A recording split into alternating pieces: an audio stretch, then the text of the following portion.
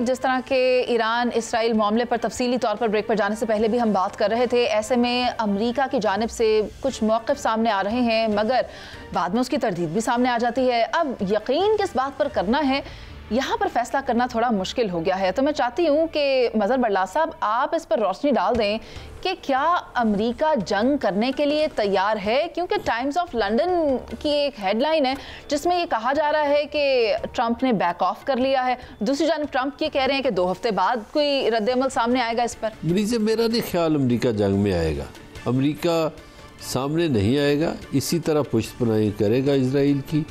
चूँकि इसराइल के सत्तू भी ख़त्म हो गए हैं, वहाँ इन्होंने 14 जहाज़ तो भिजवाए हैं असले के भर के, जर्मनी और अमेरिका ने, और अमेरिका उन्हें फ़ौजी सपोर्ट तो दे रहा है, लेकिन मुझे नहीं लगता कि डायरेक्ट वो इन्वॉल्व हो। अगर वो डायरेक्ट इन्वॉल्व हुआ तो फिर रूस नहीं रुकेगा और फिर शुमाली कोरिया भी नहीं रुकेगा और फिर और ममालिक भी नहीं रुकेंगे। तो मुझे नहीं लगता कि अमेरिकी जो हैं वो डायरेक्ट ये हमाकत करें, चूँकि नेटो ममालिक जो हैं वो ऑलरेडी उनकी मईशत कमज़ोर हो चुकी है। नेटो के जितने ममालिक हैं वो कहते हैं जी हमें अजीब जंगों में उलझाया हुआ है अमेरिकियों ने, यानी यूक्रेन जंग में भी वो ख़र्चा हो रहा है नेटो ममालिक का और इसराइल जंग में भी हो रहा है। तो नेटो ममालिक तंग आ चुके हैं अमेरिका की इन पॉलिसियों से। तो मुझे नहीं लगता कि अमेरिकी खुद इन्वॉल्व हो। अगर ख़ुद इन्वॉल्व हुए तो अमेरिका ने जो सुपर पावर के तौर पर कोई साल डेढ़ और गुजारना है, मेरा ख्याल है वो फिर जल्दी ख़त्म हो जाएगा काम।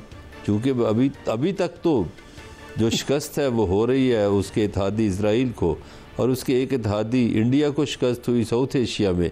तो लिहाजा अमेरिका के इत्तेहादियों को जो शिकस्त हो रही है उसका मतलब है ये अमेरिका को शिकस्त हो रही है, और अमेरिका अगर ख़ुद मैदान में आ गया और शिकस्त खा गया तो फिर वो सुपर पावर का जो नशा है सारा वो उतर जाएगा। ठीक है, मज़हर बल्ला साहब आपका पॉइंट आ गया है। मैं चाहती हूँ कि सलमान आबिद साहब को भी शामिल गुफ्तगू करें कि सलमान आबिद साहब आप मुझे बताएं कि अमेरिकी सदर की जानिब से ये कहा जा रहा है कि आखिरी हल तो फिर ज़मीनी फ़ौज तैनात की जाएगी। अब इस किस्म की स्टेटमेंट भी हमारे सामने आ रही हैं। अमेरिका की पहली कोशिश तो यही है कि मामलात जंग की तरफ ना जाएँ और किसी तरीके से ईरान पर दबाव बढ़ाकर उन्हें एटमी माहदे की तरफ लाया जाए। लेकिन अमेरिका गुरेज करेगा एक बड़ी जंग में जाने के लिए, उसकी एक बड़ी वजह है। अगर ये जंग लग जाती है तो फिर आप एक नई आलमी जंग को इनवाइट कर रहे हैं और दुनिया के तमाम ममालिक को जंग की हिमायत और जंग की मुखालफत के दरमियान तकसीम करने की बात कर रहे हैं, और इससे फिर कोई खित्ता बाकी नहीं बचेगा। और ये सिर्फ एक मुस्लिम दुनिया तक महदूद नहीं रहेगी, मुस्लिम दुनिया से बाहर भी ये जंग के असरात हम देख सकेंगे। तो इसलिए अमेरिका तो नहीं चाहेगा कि एक बड़ी जंग हो, और शायद अभी वो चाहता भी नहीं है। लेकिन जैसे अभी इन्होंने कहा कि इसके अमेरिका जो है वो इसराइल की सरपरस्ती जो है मज़हर बल्लास कह रहे हैं वो करता रहेगा, वो पहले भी करता रहा है, अब भी करता रहेगा। और ईरान के साथ वो पहले भी ख़बरदार था, अब भी ख़बरदार है, और उसको ईरान का एटमी प्रोग्राम खटकता है। और इसी वजह से नेतन्याहू को भी कहना पड़ा था कि ईरान के बाद पाकिस्तान हमारे लिए एक बड़ा ख़तरा है। तो ये एक चीज़ फिर आगे फैलेगी, इसलिए इस जंग को रोकना बहुत ज़रूरी है। और इसमें मुस्लिम दुनिया हो या गैर मुस्लिम दुनिया हो, सबका किरदार ये बनता है कि किसी तरीके से ईरान इसराइल ये तनाज़ा जो है पुरअमन तरीके से हल हो और बातचीत का ज़रिया निकले। लेकिन अगर आपने सियासी मसाइल हल ना किए खुद से और जंगों की तरफ गए तो फिर जंगों का नुकसान तो बहुत बड़ा होता है, और वो किसी एक मुल्क तक तो महदूद नहीं होता, और ना सिर्फ उसका रिमोट कंट्रोल अमेरिका तक महदूद रहेगा, फिर उसका रिमोट कंट्रोल फैलेगा और वो ज़्यादा तबाही फैलाने का बाइस ममालिक को भी अपनी लपेट में ले लेगा। सायरा जी, आप मुझे ये बताएं कि एक तरफ इस किस्म की इश्तियाल अंगेज़ी जारी है, ऐसे में अमेरिका की तरफ से अगर इस जंग में शमूलियत इख्तियार कर ली जाती है तो फिर क्या रुख इख्तियार होगा, मंजरनामे पर क्या आएगा? देखिए, मुंह की खानी पड़ेगी। अफगानिस्तान में भी तो वो धूल चटा दी थी ना अफगानियों ने, फिर उसके बाद आखिर क्या होगा, अपनी फौजें निकालनी पड़ी। उनके मुल्क से ही उनके खिलाफ वो कहते हैं कि तहरीक उठ रही है। आप सोशल मीडिया देखिए, वहाँ के लोग, वहाँ के जो एक्टिविस्ट हैं, उनकी जो वीडियो जो आ रही है, जो वो बात कर रहे हैं कि वहाँ पर वो कहते हैं कि बेघर अफराद की जो तादाद है वो हर साल बढ़ती जा रही है, और वहाँ पर जो टैक्सेस की भरमार है, और जहाँ वहाँ पर तो वो बजाय वो पैसा अपने मुल्क की फलाह बहबूद पर लगाने के दूसरों के मामलात में टांग ना अड़ाए तो उसके लिए बेहतर है। बाकी ये कि जिस आप कह रही हैं कि यहाँ पर ईरान में मुंह की खानी पड़ेगी, और बाकी आपने कहा कि सालसी, भाई सालसी है, मुज़ाकरात का हल, मुज़ाकरात तो इसराइल से करे ना, वो उनको समझाएं। ईरान ने तो जंग मुसल्लत नहीं की, जंग तो इसराइल ने मुसल्लत की है। और आपके सामने ही है कि जो जौहरी प्रोग्राम के लिए कह रहे हैं, मैंने आपके प्रोग्राम में भी कहा था और बार बार मैं यही कह रही हूँ कि जौहरी प्रोग्राम का फिर नेक्स्ट टारगेट तो हम लोग भी हैं, हमारे पास भी जौहरी प्रोग्राम है। और जो आपने कहा कि ये जो ऑपरेशन बनियानुल मरसूस और उनका ऑपरेशन सिंदूर जो रुकवाया गया है, वो यही था कि ये मुल्क एटमी दोनों ताकतें और वो ना कर ले। तो वो फिर अगर ईरान के ऊपर है तो फिर मेरे ख्याल में अगली पारी हमारी है।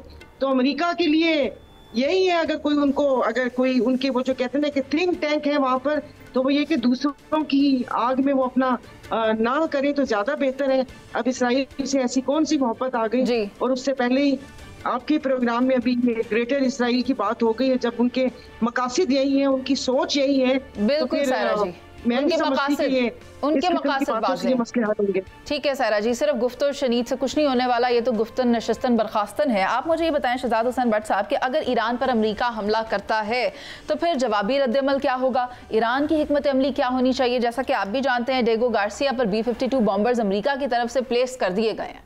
दिलचस्प सवाल है, लेकिन मैं वाज़ह तौर पर आपको इसको जवाब दूंगा। अमेरिका ईरान पर हमला नहीं करेगा, वो इसका तसव्वुर नहीं कर सकता, वो सोच नहीं सकता, इतना पागल नहीं है वो। अच्छा। क्यों नहीं? आर्गूमेंट क्या है मेरी इस बात के?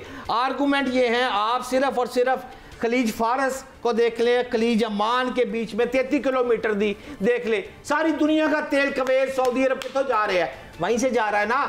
आप अगर LNG की बात कर ले, दुनिया का सबसे ज्यादा मुल्क कतर जो है वो भी इसी गुजरगाह से गुजर के तेल लेके जा रहा है ना, LNG लेके जा रहा है ना। तो अगर ईरान खड़ा हो जाए और ब्लॉक कर दे, पूरी दुनिया में तेल की सप्लाई रुक जाएगी मुनीज़े साहिबा, और उसके साथ साथ तवानाई का क्राइसिस पूरी दुनिया में आ जाएगा। खुद ही ईरान अगर बम मार दे तो क्या सारी दुनिया रुक नहीं जाएगी? एक दूसरा आर्गुमेंट साथ ही इसके ले लें, अमेरिका वजन तो उठा सकता है लेकिन पूरी दुनिया वजन नहीं उठाएगी। दूसरा आर्गुमेंट ये है कि मशरिक़ वुस्ता में 19 से ज़ायद मकामात पर अमेरिकी अड्डे कायम है, क्या ईरान अगर उनको हिट लगाना शुरू कर दे तो फिर वो नहीं फारग हो जाएगा? इसलिए क्लियर मेरा फिक्रा है कि अमेरिका ईरान पर हमला करने की जरूरत नहीं कर सकता। आप देखें ना, आप ईरान की आबादी कितनी है? 9 करोड़ की आबादी है, यानी साढ़े पंजाब की आबादी 12 करोड़ से कम है। इसराइल की आबादी देख ले, वो हमारे लाहौर की आबादी 1 करोड़ 30 लाख, उनकी तो 1 करोड़ से भी कम है। इसराइल की आबादी 1 करोड़ से भी कम है। ठीक है सर, बहुत शुक्रिया आपका। अमेरिका हमला नहीं मुनी। ठीक है सर, बहुत शुक्रिया आपका। अगर देखा जाए तो ईरान के पास एक ऐसा कार्ड है जो अगर ईरान ने प्ले किया तो फिर पूरी दुनिया को तेल और गैस के लाले पड़ जाएंगे। इसलिए किसी भी किस्म का इकदाम उठाने से पहले हर मुल्क 100 बार सोचेगा कि करना क्या है। बिलखुसूस मैं अमेरिका की बात कर रही हूँ।